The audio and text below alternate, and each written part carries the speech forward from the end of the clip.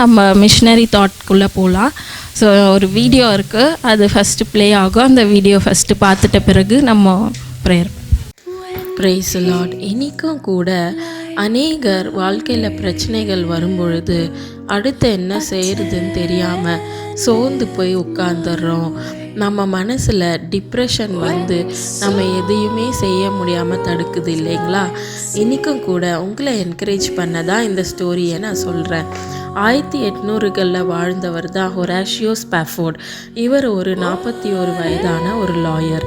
இவர் நார்த் சிக்காகோவில் தன்னோட ஒய்ஃப் ஆகிய ஆனா ஸ்பாஃபோர்டோடையும் 5 பிள்ளைகளோடையும் வாழ்ந்துட்டு இருந்தார். இவருடைய ஒரே மகனை 1871 இழந்து போனாருங்க.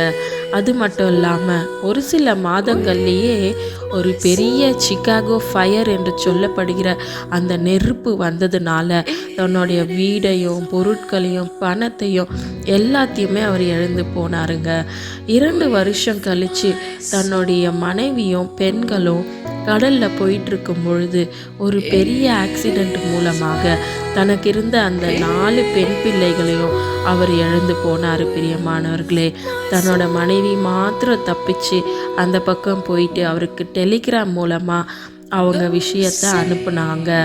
அதனால அவர் அங்கேருந்து கிளம்பி மறுபடியும் ஷிப்பு ஏறி அந்த கடல் வழியாக வரும் பொழுது தன்னோட மகள்கள் இறந்து போன அந்த இடத்த பார்த்தப்போ தான் அவர் இந்த அழகான பாடலை எழுதினார். It is well with my soul என்று சொல்லி.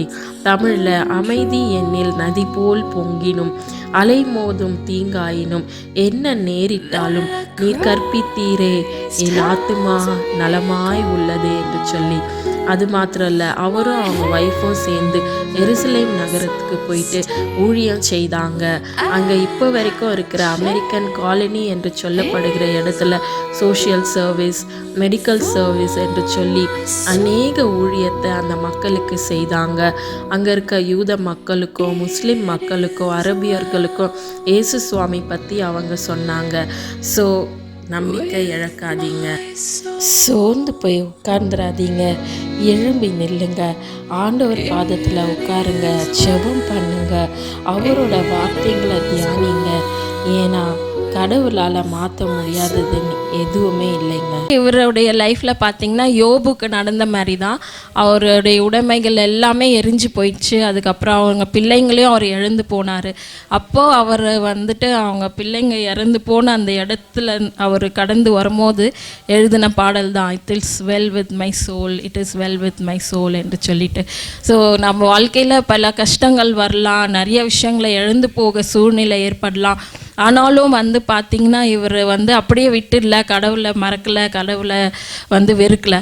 அவர் என்ன பண்ணார்னா மிஷினரி வேலை செஞ்சார். அவரும் அவங்க ஒய்ஃபும் சேர்ந்து எருசலேம் நகரத்தில் போயிட்டு அங்கே இருக்கிறவங்களுக்கெல்லாம் ஏசப்பா பற்றி சொல்லி அநேக மெடிக்கல் ஒர்க்கு, சோஷியல் ஒர்க்லாம் பண்ணாங்க. ஸோ இது மூலமாக நம்ம கற்றுக்க வேண்டியது என்னென்னா, எல்லா சூழ்நிலையிலும் நம்ம ஆண்டவரை நேசிக்கணும், நம்ம ஆண்டவருக்காக நிற்கணும். ஆண்டவர் நம்மளை எப்போதும் கைவிட மாட்டார், நம்ம சூழ்நிலையை அப்படியே விட்டுட மாட்டார், நம்மளை தூக்கி எடுப்பார். தேவனுக்கே மகிமை.